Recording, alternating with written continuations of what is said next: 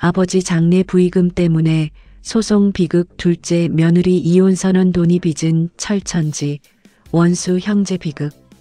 찬바람이 살을 애는 한겨울. 경북 의성군의 한 시골 마을 76년의 세월을 오직 농사와 자식들 뒷바라지에 바친 김봉구의 마지막 가는 길이었습니다. 온 마을 사람들이 흰 눈처럼 조용히 슬픔을 나누던 그곳하지만 이 고요한 장례식장에는 평범한 슬픔 이상의 기묘하고 복잡한 기류가 흐르기 시작했습니다. 그것은 슬픔이라는 얼음 위를 스치는 돈이라는 이름의 미끄러운 바람이었습니다. 조문객들이 조심스러운 발걸음으로 들어선다. 입구에서는 장남 김철수와 큰며느리 박복자가 뻣뻣한 표정으로 조문객을 맞는다. 김철수의 얼굴에는 장남으로서의 무게감과 피로가, 박복자의 눈빛에는 애써 감춘 긴장과 기대가 교차한다. 둘째 아들 김영호는 고개를 숙인 채 손님을 안내하고 둘째 며느리 최지혜는 공무원으로 눈물을 참으며 부의금 접수를 맡고 있다. 그녀의 책상 앞에는 다른 유족들보다 유난히 많은 조문객이 줄을 서 있다. 고인과 오랜 친분이 있는 마을 친지들의 발걸음이 이어졌습니다. 그들은 봉구 옹과 함께했던 보리농사 이야기, 동네 술자리에서 들려주시던 옛 이야기를 회상하며 진심으로 슬퍼했습니다. 하지만 시간이 지날수록 장례식장 분위기는 미묘하게 달라졌습니다. 특히 둘째 며느리 최지혜 씨 쪽으로 향하는 조문객들의 수와 그들이 내놓는 부의금 봉투의 두께가 눈에 띄게 다르다는 점이 조용히 지켜보는 유족들의 마음을 불편하게 만들기 시작했습니다. 둘째 며느리 지혜 씨는 시청 사회복지과에 근무하는 성실한 공무원이었습니다. 그녀의 깔끔한 업무 처리와 지역 주민을 향한 따뜻한 마음은 많은 이들의 감동을 샀고 그 결과 그녀의 직장 동료 상사 그리고 그녀를 통해 도움을 받은 관련 기관 사람들이 대거 조문을 온 것입니다. 그들이 전하는 부의금 봉투는 고인과의 인연이라기보다는 지혜 씨의 성실함과 노고에 대한 위로금이자 홀로 남으신 시어머니를 보살피라는 부탁의 의미가 담긴 마음에 가까웠습니다. 부의금 봉투를 정리하며 눈치를 살피는 큰며느리 박복자의 날카로운 시선은 부의함의 두꺼운 봉투들에서 지혜의 책상으로 다시 아무 말 없이 앉아있는 시어머니 이순덕 여사에게로 향한다. 그녀의 머릿속에서는 빠른 계산이 이루어지고 있다. 처음 장을 치르는 유족들 눈에도 부의금 봉투는 유난히 많아 보였습니다. 특히 큰며느리 박복자 씨는 부의함의 무게가 평소 시골 장례식에서 볼 수 없었던 수준임을 직감했습니다. 저건 단순한 조문이 아니야. 저건 지혜씨 인맥이야. 그녀의 머릿속에는 이미 슬픔보다 남은 돈의 행방에 대한 복잡한 계산과 장남의 권리에 대한 확고한 주장이 시작되고 있었습니다. 그 계산은 마치 장례식장의 차가운 공기처럼 서로를 향한 마음을 조금씩 얼려갔습니다. 밤이 깊어지고 지쳐 쓰러지듯 앉아있는 유족들과 잠 못 이루는 이순덕 여사가 홀로 영정사진을 바라보며 눈가에는 슬픔과 이상하게 굳어져가는 가족들의 분위기에 대한 안타까움이 함께 스민다 찬 공기는 슬픔을 굳게 얼려버렸고 따뜻해야 할 부의금은 차가운 금전의 형태로 그들의 관계를 시험하기 시작했습니다. 고인은 떠났지만 그의 마지막 자리에는 가족이라는 이름의 화석처럼 굳어버린 감정과 그것을 깨부수려는 돈이라는 해머만이 남은 듯 했습니다. 장례 마지막 날 밤 모든 조문객이 떠난 후 작은 방에 유족들만 모여 부의금을 정리하는데 장례식의 피로와 함께 묘한 긴장감이 감돈다. 큰형 김철수가 거친 목소리로 커피를 들이마시며 영호야, 부의금 정리 이제 다 끝났어? 일단 대략이라도 합계가 얼마나 나오는지 말해봐. 장례 치르는데 드는 비용이 만만치 않아서 말이야. 네, 형, 제가 지혜랑 새벽까지 세어봤는데 총 2,200만 원 정도 되는 것 같아요. 장례식장 비용, 음식 비용, 각종 부대 비용 다 해서 500만 원 가량 지출했고 남은 금액이 대략 1,700만 원입니다. 큰 며느리 박복자가 계산기를 탁 내려놓으며 목소리를 높입니다. 1,700만 원? 야, 그 정도면 시골 장례치고는 엄청난 돈이네. 우리 아버지, 어머니 평생 모으신 돈이 그 정도는 커녕 그 절반도 안 되셨을걸? 그럼 당연히 남은 돈은 철수 오빠 몫이 돼야 하는 거 아니야? 장남이 상주로서 모든 상을 다 받고 장례도 주관했는데 그게 전통이고 당연한 거 아닌가? 아버지 땅도 집도 다 장남이 물려받는 게 우리 시골 풍습이잖아.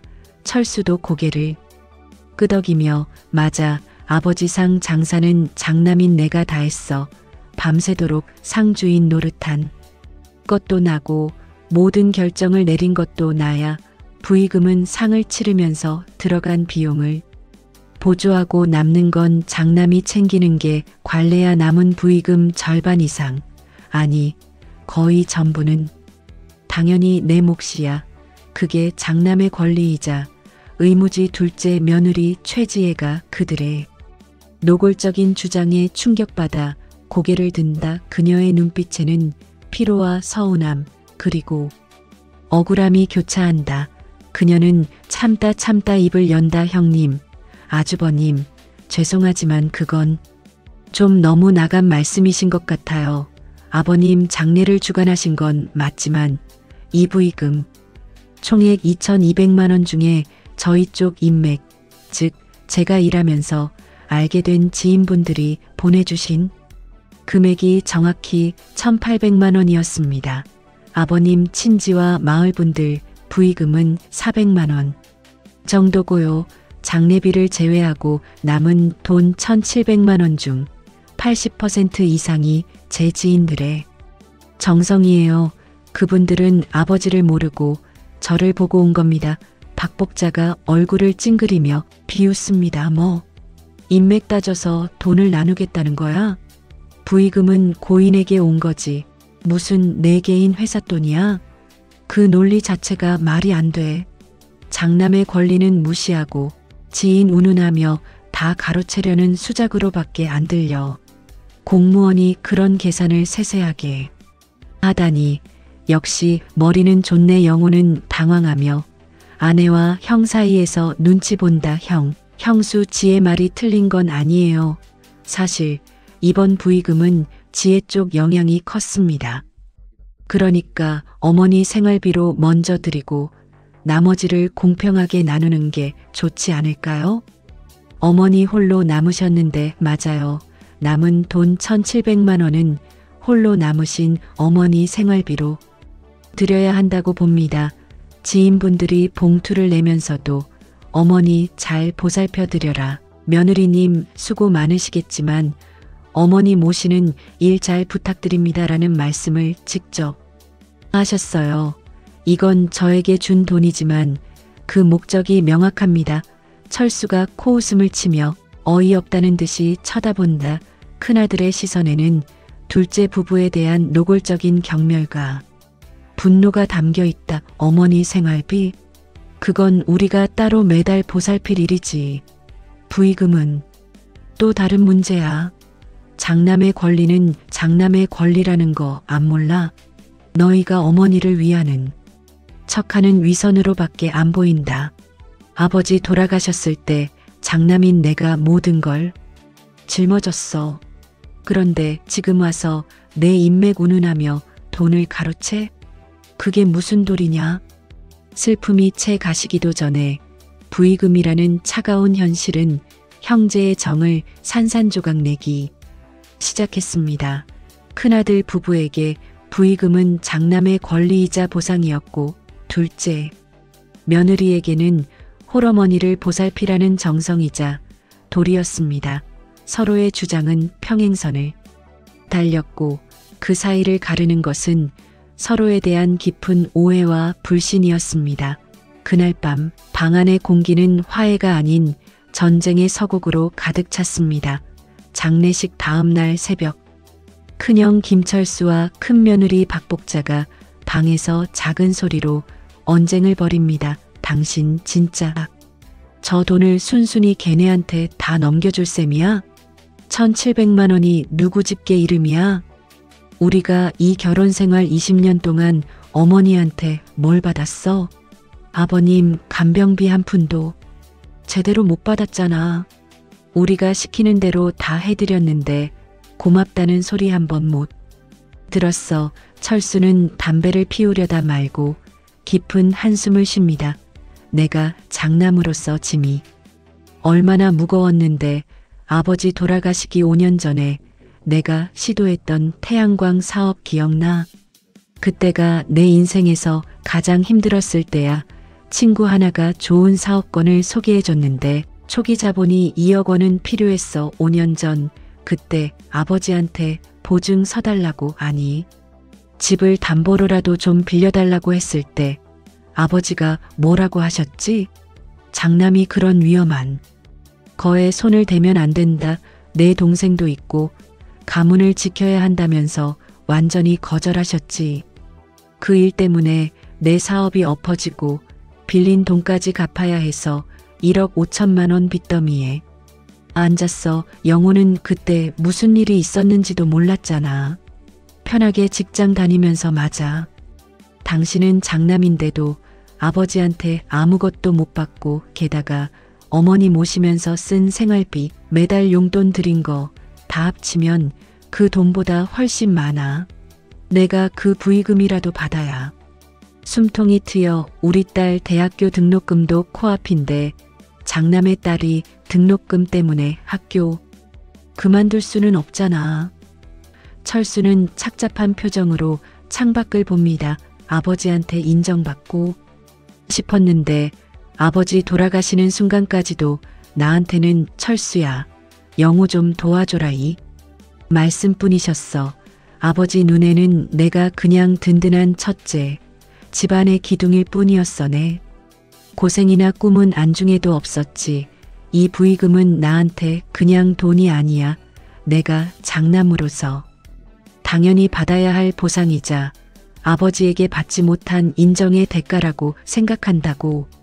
그 돈이 없으면 나는 평생 아버지께 버림받은 장남으로 살아야 하는 거 아니야? 큰아들 김철수의 마음속에는 오래된 상처와 복잡한 보상 심리가 자리 잡고 있었습니다.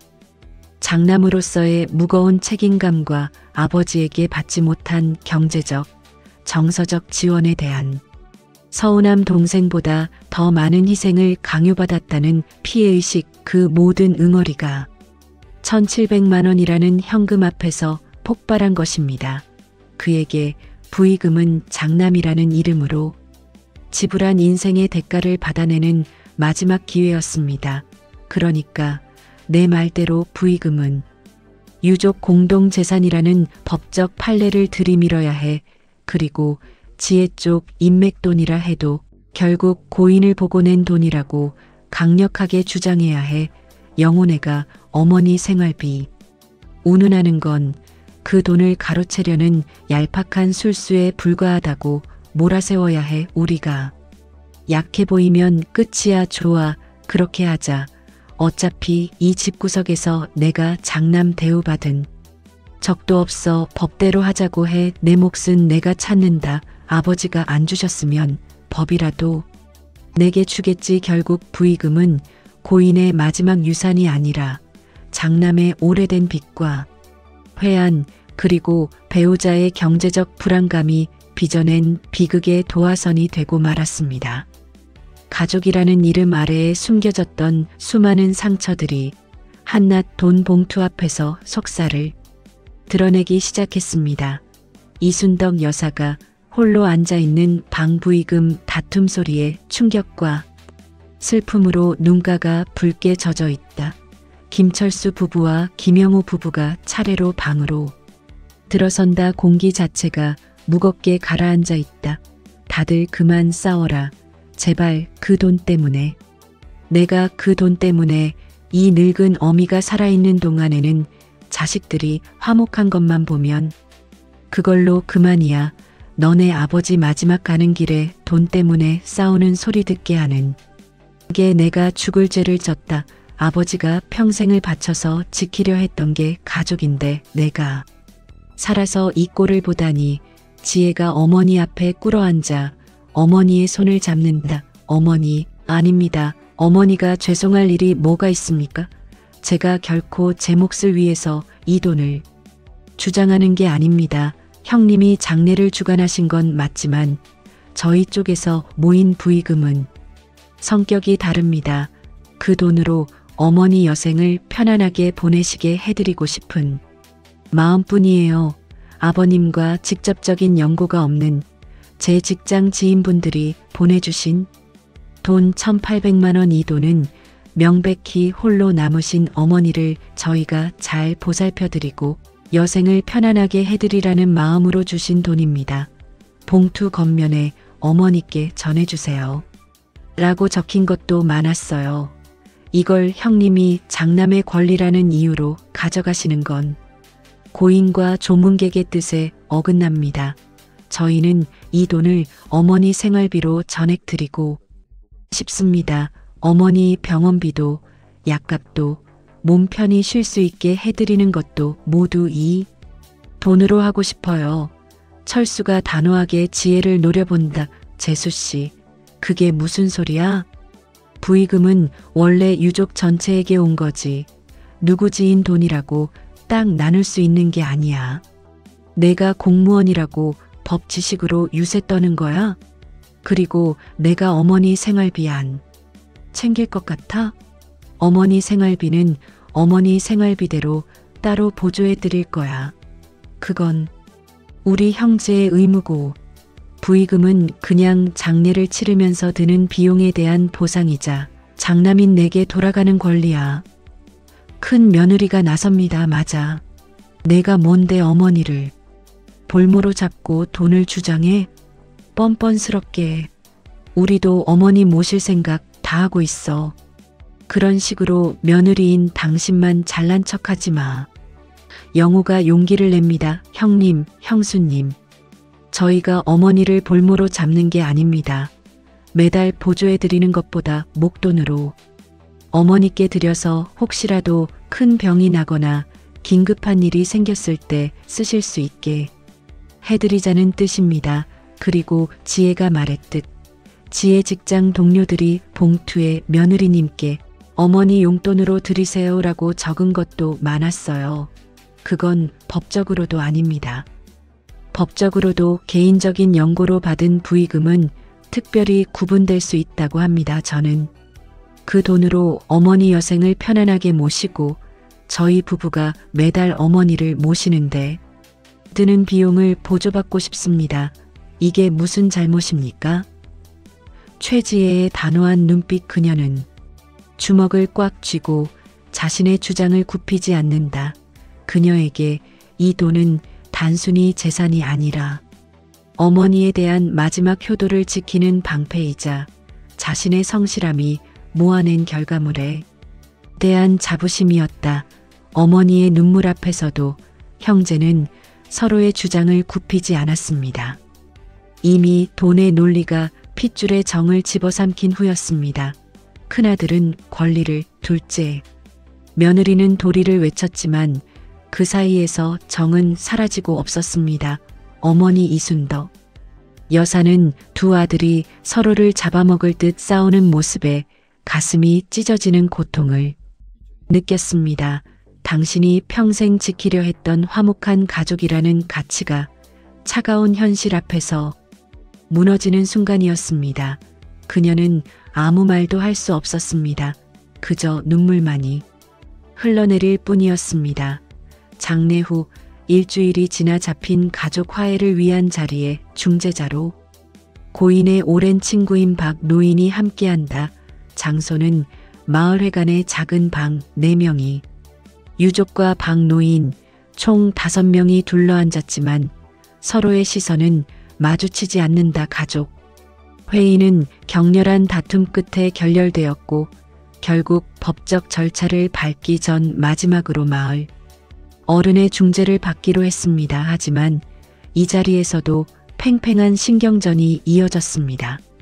서로의 주장은 더욱 경직되어 있었고 화해를 바라는 박 노인의 마음과는 달리 공기는 싸늘하기 그지없었습니다. 박 노인은 단호하게 입을 엽니다. 봉구 아재.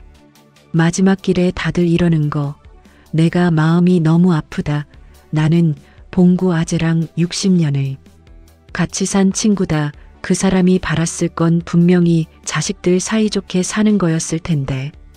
어차피 남은 돈은 순덕 씨 생활비로 드리는 게 맞지 않냐. 봉구 아재도 그걸 바랐을 기다. 다들 각자 십시일반해서 생활비 드리고 남은 돈은 형제가 나누면 되지. 어르신 죄송합니다. 하지만 저희도 살 길이 막막합니다. 장남이 받은 부의금은 장남의 몫이라는 건 옛날부터 내려온 도리 아닙니까? 게다가 저희도 어머니한테 매달 생활비 드리고 있습니다. 그런데 왜 지혜 씨만 그 돈을 독차지하려는 건지 이해가 안 됩니다. 지혜는 서류 봉투 하나를 꺼냅니다. 아주버님, 형님 제발 사실을 보십시오. 저는 이 자리에서 법적 주장을 하기에 앞서 누가 누구에게 부의금을 전달했는지 증명해 보이겠습니다. 이게 공방이 아니라 사실 확인이라는 걸 이해해 주셨으면 합니다. 이 봉투들은 고인인 아버님을 보고 온 돈이 아닙니다. 저의 직장 생활을 응원하고 제가 홀로 남으신 어머니를 잘 모시라는 뜻으로 저에게 전달된 개인적 위로금의 성격이 짙습니다. 민법상 특정 유족에게 온 부의금은 그 유족의 개인 재산으로 본다는 판례도 있습니다. 저는 아버님 조문객들의 돈 400만 원은 당연히 장례비로 쓰고 남은 것을 똑같이 나누는데 동의합니다. 하지만 제 개인적 인맥돈 1,800만 원은 제외해야 합니다.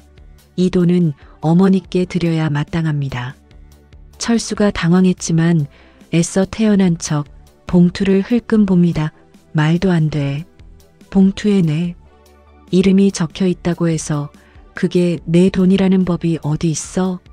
결국은 다 아버지를 조문하러 온 손님들이야. 장례식장에 와서 봉투를 낸 이상 그건 모두 고인에게 바치는 조의의 마음이야. 너희가 말로만 어머니 위하는 척하는 거라고. 사실은 내 인맥으로 번 돈을 내가 가지려는 거지.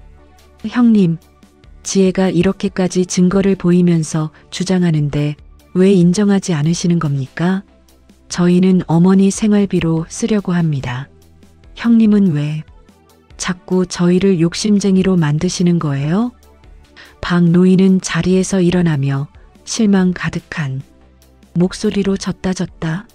이놈들아, 내가 봉구 아재 친구로서 마지막으로 너희 형제 싸움 말려보려고 했지만 이미 돈에 눈이 멀었구나. 증거를 들이대고 법을 들이대고 그게 가족이냐?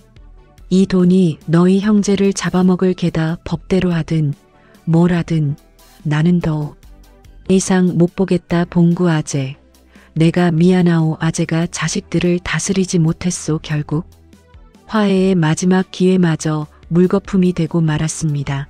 둘째 며느리 지혜 씨가 제시한 명확한 증거 앞에서조차 큰아들 부부는 장남의 권리라는 낡은 논리와 자신들의 몫이라는 탐욕을 굽히지 않았습니다.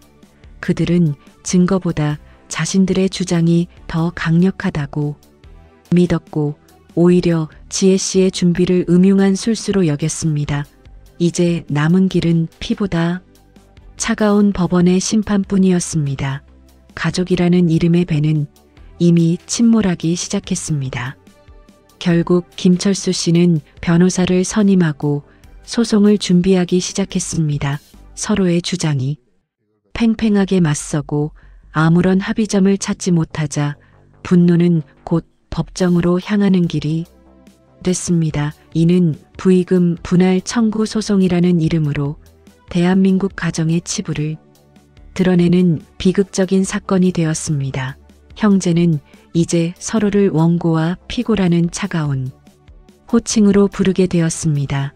영호가 형의 집을 찾아가 애원한다. 형님, 제발 소송만은 생각하지 마세요. 우리 가족이 남의 눈밖에 나가서 무슨 법정 다툼을 해야 합니까? 아버지가 아시면 얼마나 슬퍼하실까요? 저희가 조금 더 양보할 테니 제발 서류를 취하해 주세요. 형님이 필요하다면 어머니 생활비를 제외한 나머지 돈 중 일부를 형님께 드리는 걸로 합시다. 복자는 영호를 막아선다. 양보? 무슨 양보? 오히려 너희가 양보를 해야지. 장남의 권리를 무시하고 지인 운운하며 돈을 다 가로채려는 너희 태도가 문제야. 너희 때문에 오빠 사업까지 힘들어진 거 모르니? 그때 아버지가 오빠만 도와줬어도 우리 인생이 이렇게 되지 않았을 거야. 소송 가고 단단히 해. 법이 내 주장이 옳다는 걸 증명해 줄 거야. 철수가 변호사에게 저는 내 권리를 주장하는 것뿐이야. 장남으로서 아버지에게 마지막 도리를 다한 대가를 받는 것뿐이라고. 법이 내 편이 될 거라고 믿어요. 핏줄이 끊어지는 고통보다 눈앞에 돈이 더 크게 느껴졌던 형제, 특히 큰아들 부부에게 이 소송은 단순히 돈 문제가 아니라 장남의 정당성을 법적으로 인정받으려는 몸부림이었습니다. 반면 둘째 며느리 최지혜 씨에게 이 소송은 어머니의 노후를 지키려는 마지막 방어선이자 자신의 명예와 성실함을 지키는 싸움이었습니다. 둘째 부부가 소송 서류를 받아들고 망연자실한다. 지혜야, 미안하다. 내가 무능해서, 내가 중간에서 잘 해결하지 못해서 이렇게까지 돼버렸네. 가족이 법정에 선다고 생각하면 정말 막막하다. 지혜는 이 소송은 남편, 가족과의 관계에 대한 사형 선고처럼 느껴졌다. 그녀는 고개를 들고 남편을 똑바로 보며 간신히 입을 연다. 이게 우리 가족의 끝인가 봐요. 저는 어머니와 당신을 지키려는 것뿐이었는데 결국 모두를 잃는 길이 되고 말았네요. 장례식장에서 시작된 가족의 싸움은 이제 세상에서 가장 차가운 곳인 법정에서 그 결말을 보게 될 운명이었습니다. 소송 비용이 부의금 액수를 초과할 수도 있다는 냉혹한 현실을 분노와 자존심에 눈이 먼 그들은 아무도 직시하지 않은 채 말입니다. 그들은 각자 자신의 정의가 승리할 것이라고 믿었지만 법정의 승리는 누구도 행복하게 하지 않는다는 것을 깨닫기에는 아직 멀었습니다. 법정에서는 부의금의 법적 성격을 두고 뜨거운 공방이 오갔습니다. 뜨거운 마음의 돈이었던 부의금은 법 앞에서는 증여냐 아니면 공동 재산이냐라는 차가운 논리로 해석되어야 했습니다. 이 법정은 이제 단순한 재판이 아니라 가족의 의미를 재정의하는 철학의 장이 되어가고 있었습니다. 재판장님, 대법원은 일관되게 부의금은 1차적으로 장례 비용에 충당하고 2차적으로는 유족 전체를 위로하기 위한 목적으로 보내진 것이므로 특정 유족의 개인적 재산이 아니라 공동재산의 성격을 가진다고 판시했습니다. 따라서 장남인 원고에게 상주로서의 권리와 헌신에 대한 몫이 돌아가는 것이 마땅합니다. 피고 측이 주장하는 금액 1,800만 원. 역시 고인의 명의로 치러진 장례식에 참석한 손님이 낸 것이므로 그 근본적인 목적은 고인에 대한 조의와 유족 전체에 대한 위로입니다. 따라서 공동재산으로 보아야 합니다. 최지혜 측 변호사가 나섭니다. 반론하겠습니다. 재판장님, 물론 부의금이 공동재산성이 원칙입니다. 그러나 예외가 있습니다. 고인과 특별한 연고 관계없이 특정 유족의 개인적인 인연, 특히 직장 관계나 개인적인 친목에서 비롯되어 그 유족에게 위로 및 보조금의 명목으로 전달된 부의금은 그 유족의 개인적 재산으로 볼 수 있다는 판례도 명확히 존재합니다. 그것은 고인에 대한 조의보다는 생존한 특정 유족에 대한 개인적 증여에 가깝습니다. 피고 최지혜 씨에게 온 부의금 1,800만 원은 그녀의 직장 동료 및 개인적 인맥에서 비롯된 것입니다. 이들은 고인을 알지 못했으며 오직 성실한 며느리인 피고를 위로하고 홀로 남은 시어머니의 생활비를 보조하라는 뜻으로 돈을 전달했습니다. 이는 명백히 고인이 아닌 피고 최지혜에게 지정된 증여의 성격을 가집니다. 부의금의 취지를 살려 이 돈은 어머니의 노후를 위해 써야 합니다. 원고의 장례 주간에 대한 기여도는 인정하나 그것이 피고의 개인적 증여금까지 공유재산으로 만드는 근거가 될 수는 없습니다. 철수 부부는 분통을 터뜨리며 변호사와 귓속말을 나누고 판사는 집중하며 양측의 주장을 경청한다. 단순한 법리 싸움을 넘어 이 소송은 우리 사회의 뿌리 깊은 가치관, 즉 가족이라는 이름 아래에서 개인의 권리는 어디까지 보호받아야 하는지에 대한 깊은 물음을 던졌습니다. 장남의 권리라는 전통과 개인의 노력과 인맥이라는 현대적 가치가 충돌하는 순간이었습니다. 과연 법은 이 복잡다기한 가족사의 비극을 해결할 수 있을까요? 아니면 그저 차가운 판결문으로 상처만을 남길까요? 법원에서 판결이 선고되는 날 가족들은 모두 긴장된 표정으로 판사의 입만 바라본다. 이순덕 여사는 건강이 좋지 않아 참석하지 못했지만 그녀의 마음은 법정에 와 있는 듯했다. 길고 길었던 법정 공방 끝에 마침내 법원의 판결이 내려졌습니다. 하지만 그 결과는 누구에게도 완전한 승리를 주지 않는 차가운 계산의 산물일 뿐이었습니다. 법은 사실을 인정했지만 가족의 정은 되살리지 못했습니다.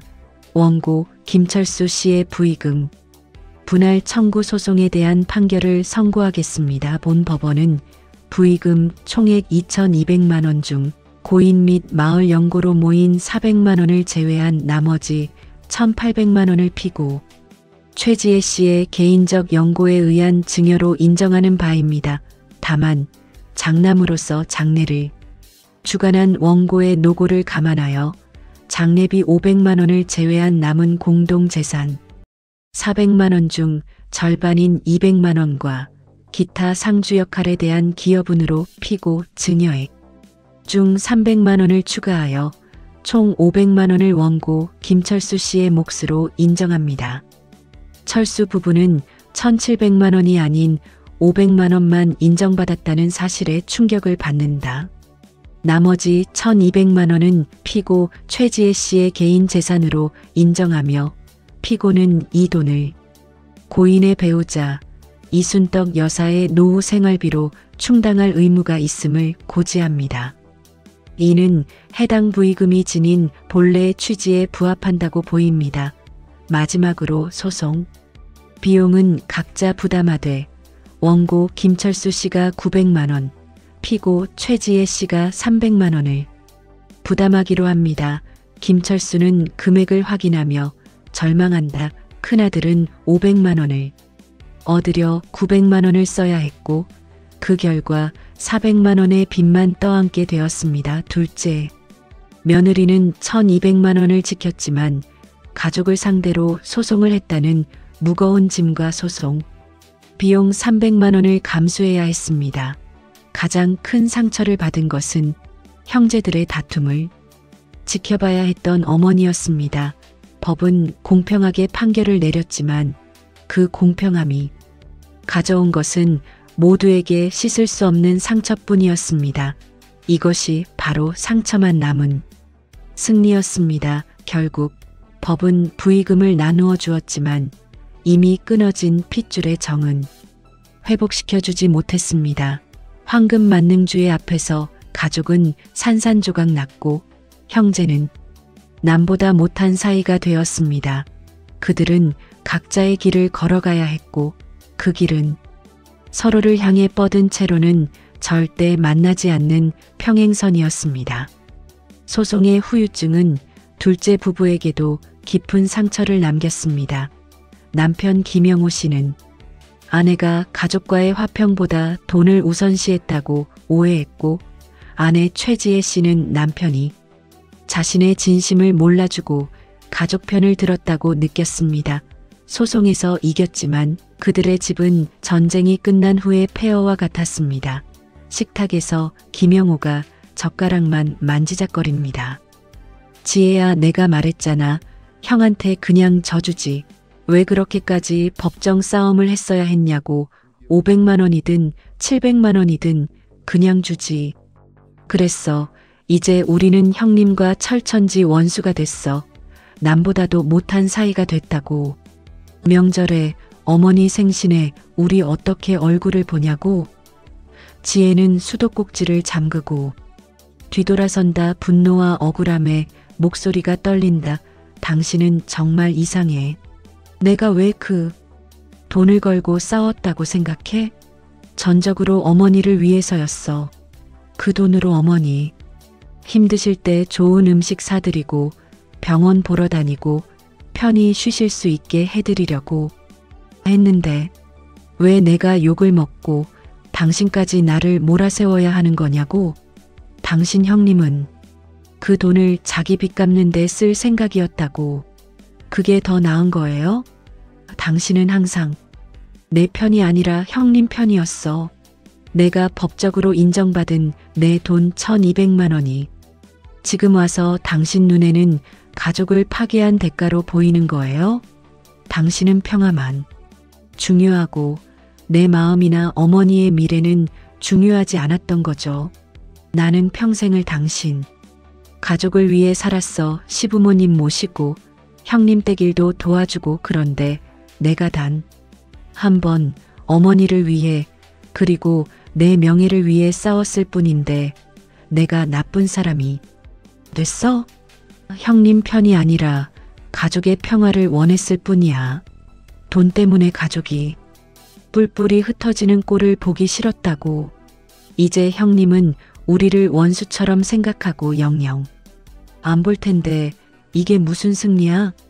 이겨서 뭘 얻었어? 우리 가정이 이렇게 얼어붙는 거 말고 내가 얻은 건 이 가족 안에서의 고독뿐이에요.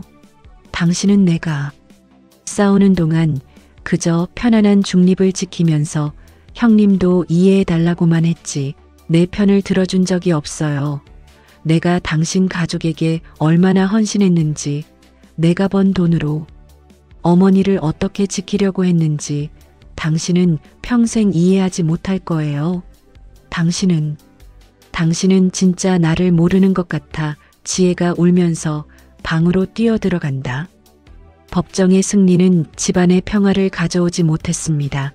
둘째 부부는 서로를 가장 이해해야 할 순간에 가장 날카로운 비수를 꽂았습니다.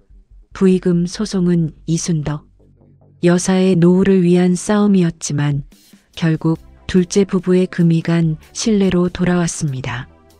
그들은 서로의 마음에 생긴 상처를 보듬기보다 그 상처를 파내는 데만 혈안이 되어 있었습니다.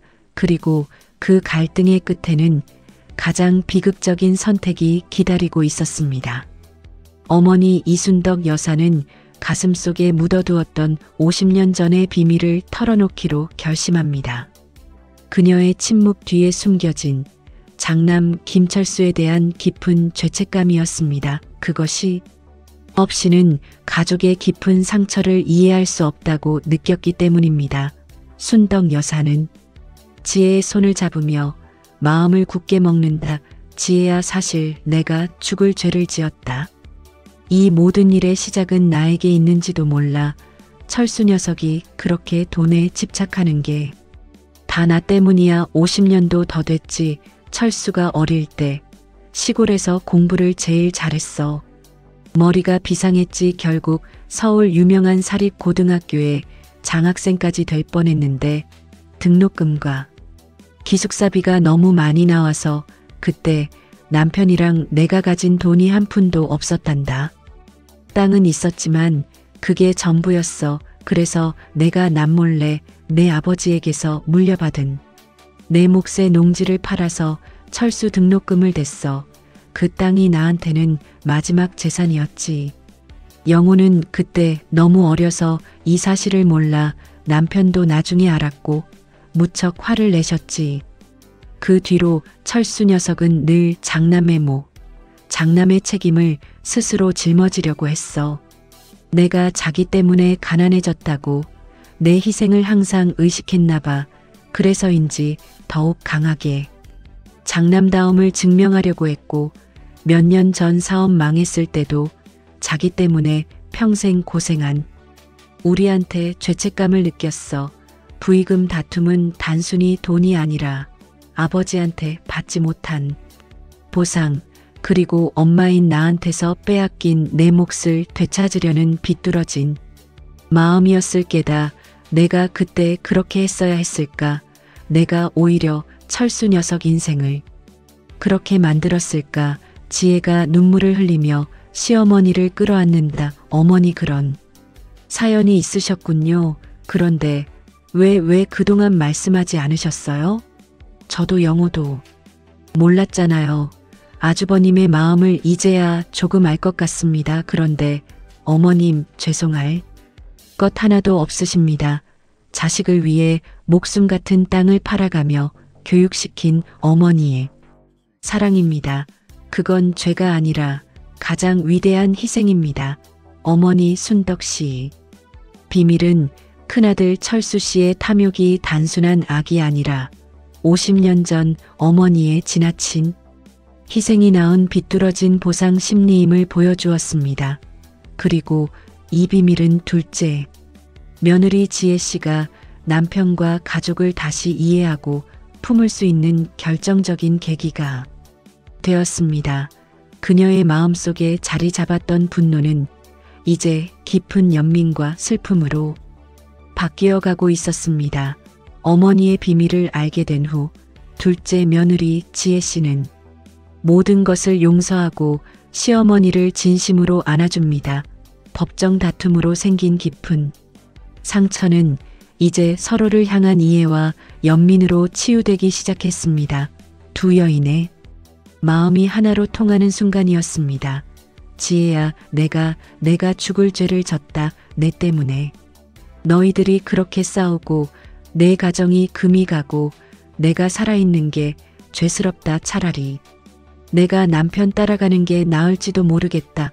어머니, 아니에요. 제가 잘못했어요. 제가 너무 고집을 부려서 가족이 이렇게까지 망가지는 줄은 몰랐어요. 어머니, 죄송합니다. 돈 때문에 어머니의 마음까지 아프게 했어요.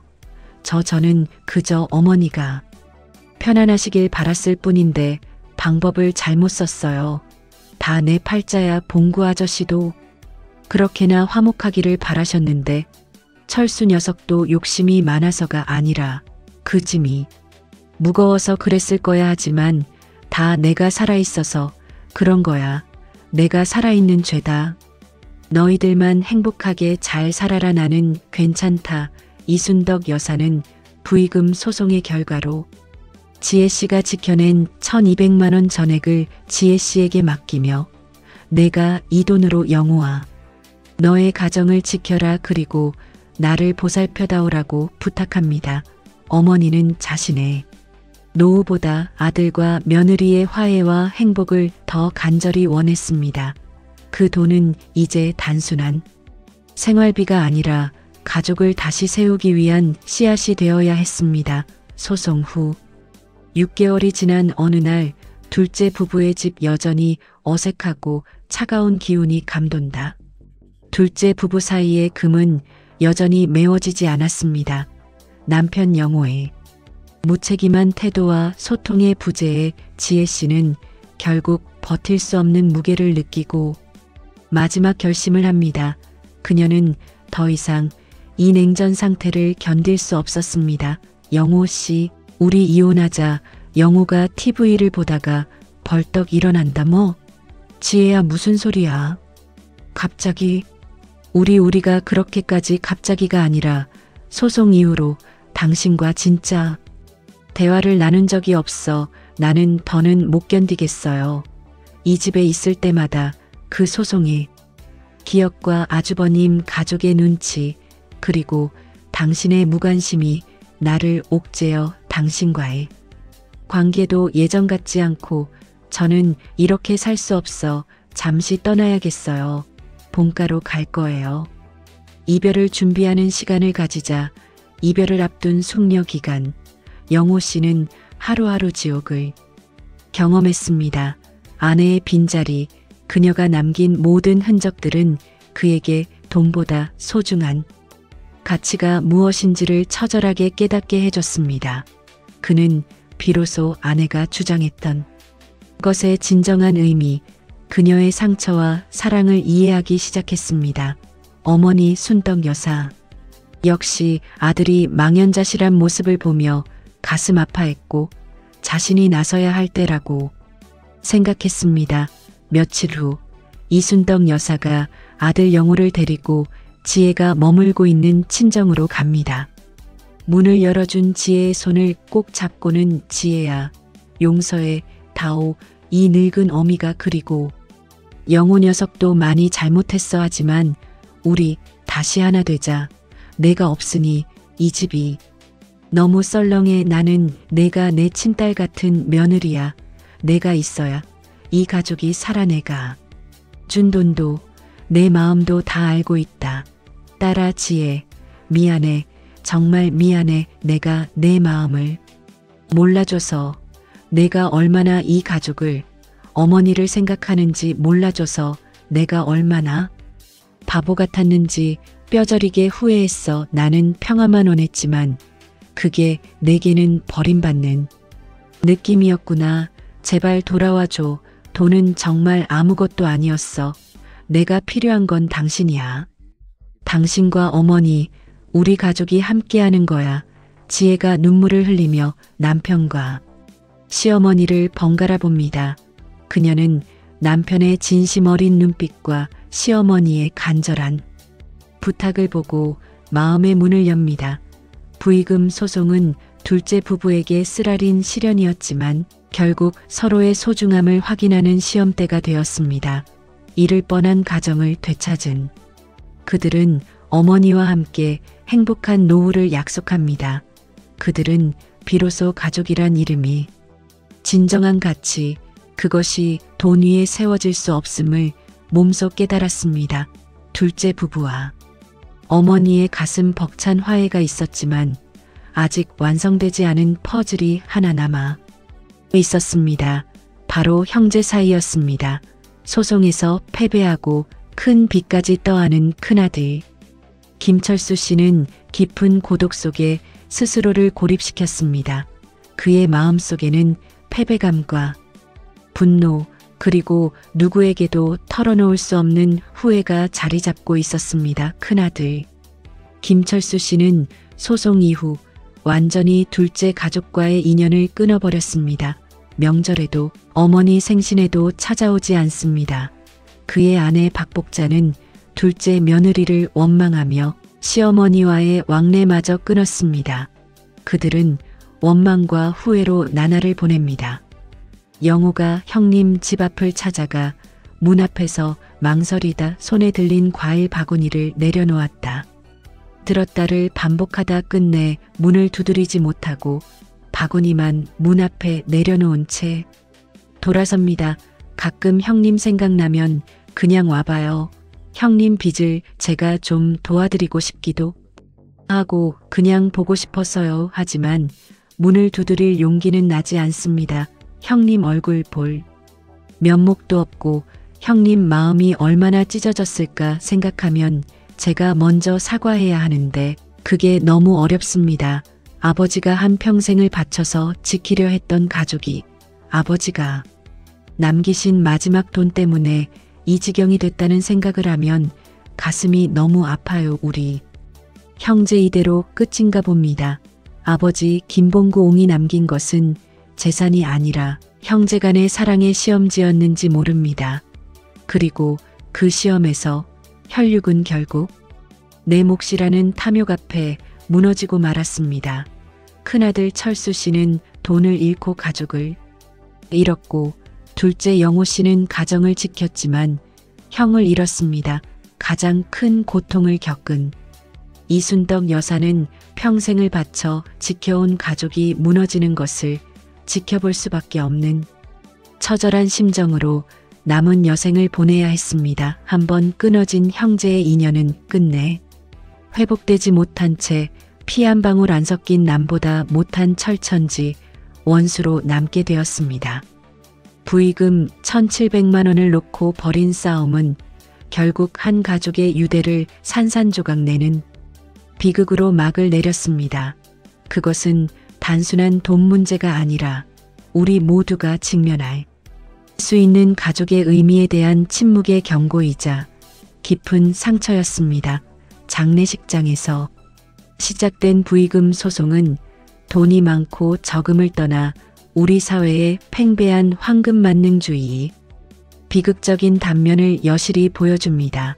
아버지의 마지막 길, 수많은 조문객이 전해준 부의금은 본래 상호 부조와 유족 위로의 따뜻한 마음이었습니다. 하지만 그 따뜻한 마음은 장남의 권리와 내 몫을 주장하는 앙상한 논리로 변질되어 결국 가족의 울타리를 무너뜨렸습니다.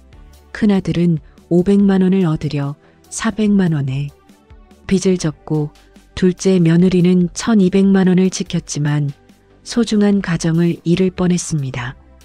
가장 큰 상처를 받은 것은 평생 자식들의 화목만을 바라셨던 홀어머니 이순덕 여사였습니다.